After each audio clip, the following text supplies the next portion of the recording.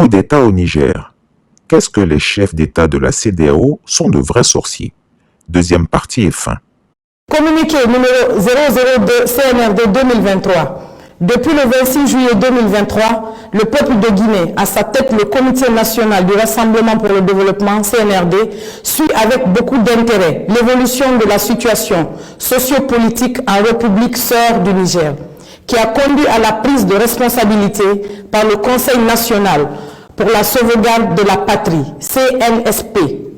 Les autorités guinéennes rendent un hommage aux braves populations du Niger pour leur sens élevé de patriotisme et saluent l'esprit républicain et la maturité des forces de défense et de sécurité qui ont privilégié l'intérêt supérieur de leur nation en choisissant de se réunir pour trouver ensemble des solutions aux problèmes nigériens.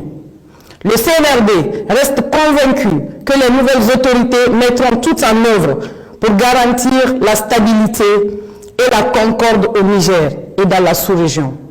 Les mesures de sanctions préconisées par la CEDEAO, incluant une intervention militaire, est une option qui ne saurait être une solution aux problèmes actuels, mais entraînerait un désastre humain dont les conséquences pourraient aller au-delà des frontières du Niger. De ce fait, le CNRD s'abstient d'appliquer ces sanctions illégitimes et inhumaines contre le peuple frère et les autorités nigériennes et exhorte la CEDEAO à revenir à de meilleurs sentiments.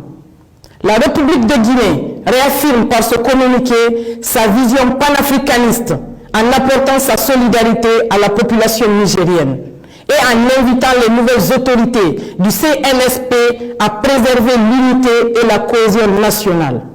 Le CNRD souligne qu'une intervention militaire contre le Niger entraînerait de facto la dislocation de la CEDEAO. De même, les peuples frères du Mali, du Burkina Faso, du Niger et de la Guinée aspirent à plus de reconnaissance et de respect de leur souveraineté. Par ailleurs, le CNRD tient à préciser que les sanctions prises et les menaces proférées lors du sommet du 30 juillet 2023 n'engagent nullement la République de Guinée. Au moment où les jeunes populations de l'espace CEDEAO vivent un drame humain en Tunisie et dans la Méditerranée, la préoccupation des dirigeants de la sous-région devrait être plutôt orientée vers les enjeux stratégiques, socio-économiques pour l'atteinte de leurs aspirations que de se pencher sur le sort des présidents déchus. Conakry le 31 juillet 2023 pour le Comité national du Rassemblement pour le développement, le général de brigade Ibrahima Sori Bangoura. Au moment où la situation sociopolitique vire lentement vers une mini-guerre civile au Sénégal, personne d'entre eux ne pipe mot. On brutalise les Sénégalais dans l'omerta totale de tous ces hypocrites.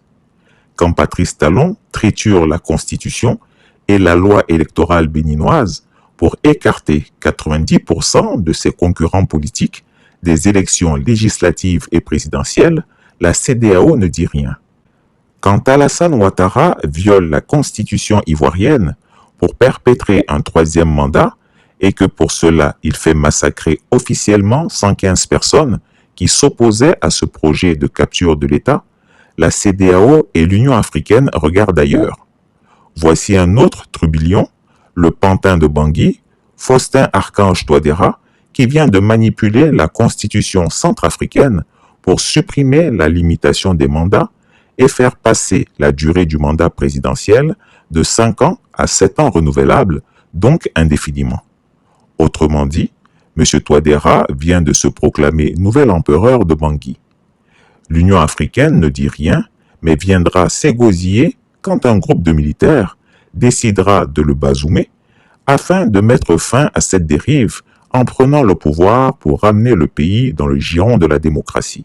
Ces dirigeants sorciers n'ont jamais convoqué un sommet extraordinaire de la CEDEAO quand des catastrophes ou des fléaux surviennent dans nos pays. Ces chefs d'État et de gouvernement qui veulent faire descendre le feu sur la tête des Nigériens sont des démons sous apparence humaine. Ils n'ont jamais convoqué de sommet extraordinaire de la CEDEAO quand les terroristes massacrent les populations civiles au Mali, au Burkina Faso, au Niger, au Togo ou encore en Côte d'Ivoire.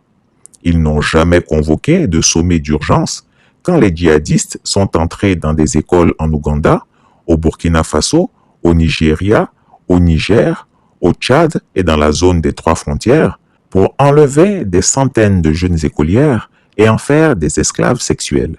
Ils n'ont jamais convoqué de sommet extraordinaire pour traiter la question des inondations qui causent des dizaines de morts. Rien qu'en février 2023, des inondations ont touché 15 pays à travers l'Afrique, causant la mort de plus de 2200 personnes. Depuis le début de l'année, la sécheresse historique a causé la mort de plus de 43 000 personnes en Afrique. Nos braves chefs d'État n'ont jamais convoqué de sommet extraordinaire quand il y a eu la crise financière et alimentaire. On se souvient que la CEDEAO avait envisagé de prendre position contre les modifications constitutionnelles qui visent à maintenir les chefs d'État au pouvoir en dehors du terme légal de leur mandat.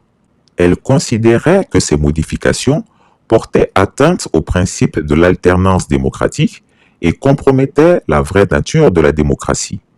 En Guinée et en Côte d'Ivoire, ces changements anticonstitutionnels, autrement dit, ces coups d'État civils ont eu lieu et aucune condamnation n'est intervenue.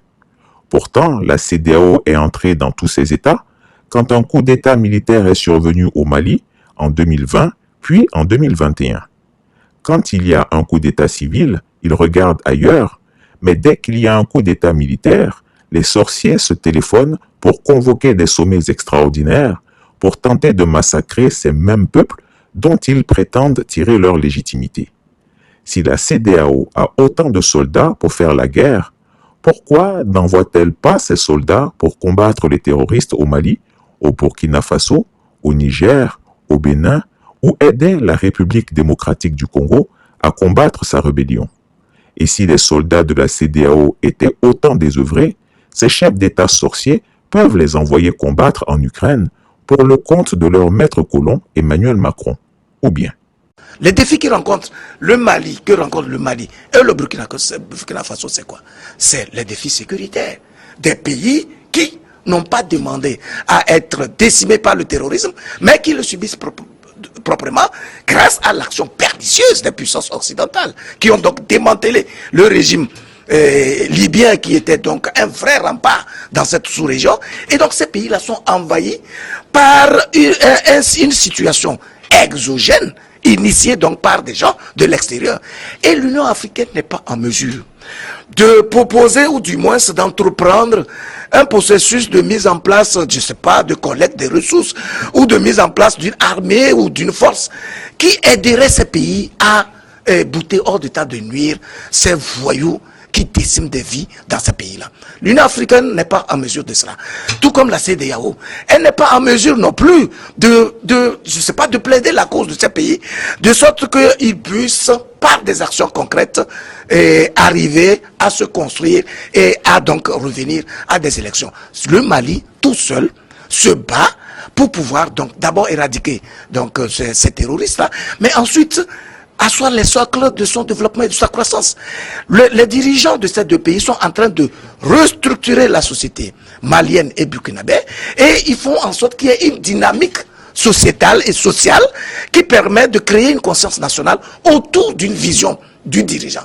Voilà le travail qui est en train de se faire et qui est aux antipodes de ce à quoi nous sommes habitués dans beaucoup de pays de cet espace-là, où les dirigeants sont plutôt des griots de l'Occident et qui sont là juste pour perpétrer ou répercuter tout ce qui se dit au plan international, sans pour autant être capable d'écouter leur peuple et de travailler en synergie avec leur peuple pour pouvoir créer une nation. Et donc, dans ces conditions, malheureusement, on peut comprendre que le Mali et le Burkina Faso puissent chercher tout simplement à ne pas considérer les injonctions qui viennent de l'extérieur. Parce que tout pays, pour qu'il se développe, doit toujours se reposer sa vision sur ses atouts endogènes, les capacités de son peuple, l'histoire, la culture, les us, les habitudes. C'est à partir de ces réalités-là et du potentiel dont regorge le pays qu'il faut chercher à développer le pays. Donc, ça veut dire que les dirigeants ont tellement à faire au plan interne que de s'intéresser à ces actions de diversion qui tendent donc à disperser leurs énergies.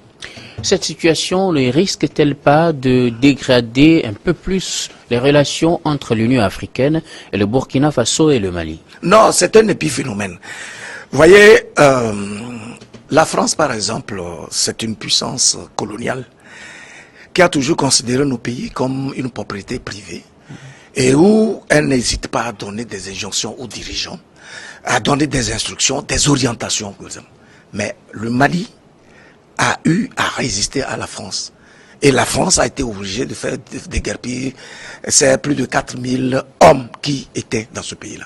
Le Mali a dit à l'ambassadeur français sur le territoire malien de quitter parce que justement, il a une attitude qui tend à participer à une forme de déstabilisation de ce pays. Il n'y a rien eu. Le Burkina Faso a rompu les accords militaires et fait partir les militaires qui étaient sur ce territoire. Il n'y a rien eu. Au contraire, aujourd'hui, dans les coulisses, vous devez vous imaginer que la France négocie toujours pour maintenir sa présence dans ces pays-là. Parce qu'en fait, la France a tout à gagner avec ces pays que les pays eux-mêmes ne pourraient en gagner. C'est pour dire tout simplement que l'Union africaine, à partir de la personne de Azoumali, se fâche contre le Mali ou le Burkina Faso, cela n'a aucun sens et cela n'a aucun impact sur l'État malien et encore moins sur celui du Burkina Faso. Simplement parce que ces deux pays ont des dirigeants qui ont compris où se trouvent leurs défis et en quoi consiste leur mission. En réalité, l'Union africaine sert pratiquement à quoi? À tous ces États de notre continent, si elle n'est pas en mesure, lorsqu'un État est en face d'un problème majeur, comme celui du terrorisme, si elle n'est pas en mesure de participer à résoudre le problème. En dehors des discours oraux, en dehors des injonctions, en dehors du verbiage, en quoi l'Union africaine ou même la CEDEAO participe-t-il véritablement à résoudre les problèmes auxquels font face les pays en transition aujourd'hui? Vous voyez la situation du Niger aujourd'hui, où la CEDEAO se précipite pour prendre des mesures ou des sanctions illégales, illégitimes, sans aucun fondement, sans aucun principe juridique, simplement parce que, quelque part, la France, se sentant véritablement menacée dans ce dernier pays qui répondait donc à ces injonctions, a cru nécessaire d'abord de faire un conseil de défense là, pour envisager la possibilité d'intervenir militairement en vue donc de chasser les officiers putschistes, mais a aussi instruit maladroitement la CEDEAO, de sorte qu'elle prenne des sanctions qui vont étouffer le peuple malien, pas les dirigeants maliens, le peuple nigérien, et non pas les dirigeants nigériens. Et puis, comble de malheur, on invite qui? Kaka Déby, un putschiste, un monsieur qui peut être accusé de parricide et qui vient participer à un sommet d'une communauté dont son pays n'est pas membre, et donc c'est lui qu'on missionne pour aller rendre compte aux autorités actuelles nigériennes de ce qui a été décidé par la CEDEAO. Mais quelle fierté nos dirigeants de cette communauté-là peuvent-ils avoir si pour autant, à travers l'action de la France, un pays comme le Tchad, dirigé par un putschiste, vient participer à un sommet réunissant les chefs d'État d'une communauté qui a plus de 40 ans, et que c'est lui qui va alors porter le message de cette communauté-là à un pays membre de la dite communauté. Vous voyez toute l'incongruité, toute l'incohérence, toute la superficialité et toute l'incompétence dont beaucoup de nos dirigeants sont en train de faire preuve aujourd'hui. Quelle est leur fierté? Je pose encore cette question. Si on doit avoir des intrus aussi malpropres et impropres comme celui de Kaka Déby à un sommet qui est censé donc réunir des chefs d'État élus et légitimes.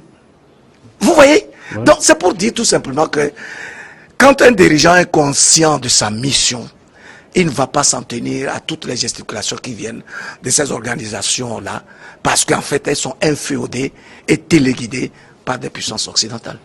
Chris Yapi ne ment pas. Retrouvez Chris Yapi sur ses deux chaînes YouTube, sa chaîne Dailymotion, Instagram et VK.